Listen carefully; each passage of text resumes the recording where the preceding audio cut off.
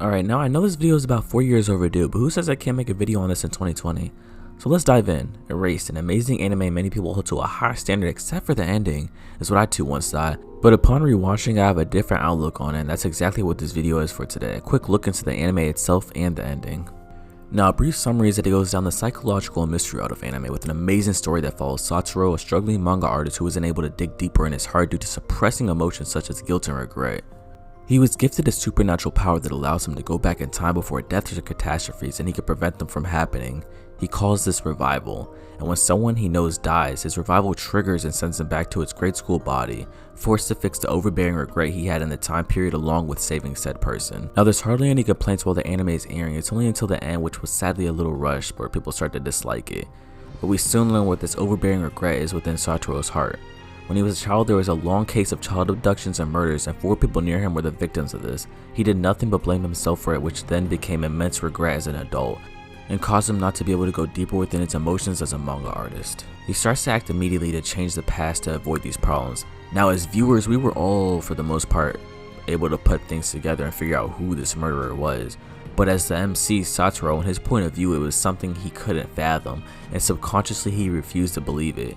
Spoiler alert right here, just gonna let y'all know, the killer is Yashiro, who is her grade school teacher. The only complaint I had about this was thinking maybe they could be a little bit more discreet about who the murderer was, because as long as you paid attention, it was quite obvious from the viewer's perspective. Now this information was something they left out in the anime about Yashiro and how he became the way that he is. As a child, he was often abused by his older brother until one day his brother asked him to lure girls to their family's shed so he can have his sexual ways with them. And as long as he complied, his brother would often buy him stuff from juices to books, and this is how it all started. Now one day when his brother asked him to keep watch while he had his way with a girl, Yashiro ignored him and went to play with Spice. Came back to warn his brother when his mom was near, but upon walking inside, his brother had accidentally killed the girl, in which they both cover up the body. Yashiro saw the thread above his bro's head for the first time, and from the anime it was said he would kill whoever he saw who had the thread. In which he did. He framed it as suicide. Brother commits suicide after abusing girl and killing her. Going deeper and deeper in the anime, I was often asking myself, what episode was it where it gets bad again, in which that episode never came. I was blinded by the annoyance of, spoiler alert, Kaio and Satoru never getting together, and wasn't able to understand the true meaning behind the ending, courage. Something that is somewhat like a double-edged sword at times. We see in the beginning of the anime, Satoru explains sometimes while fixing something via revival, he is the one who pulls the sword out of the stick. Now I'm not fully justifying the conclusion of Kaio ending up with another person, because it could definitely be annoying having so much build up between the two versus the lack of episodes we saw with Airi. But then you have to realize, this ties back into courage. The old Satoru was tied down by emotional chains. He was blind to Airi in front of his face the entire time, but upon fixing the future and leading a new life, he's brought back face to face with Airi and can look at her in a new light, and the way they went about it was definitely just amazing. The ending scene was beautiful, nothing short of beautiful.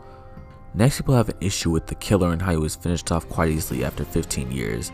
This is justifiable to an extent for people who have just seen the anime, but I myself checked out the manga to see the differences between the ending.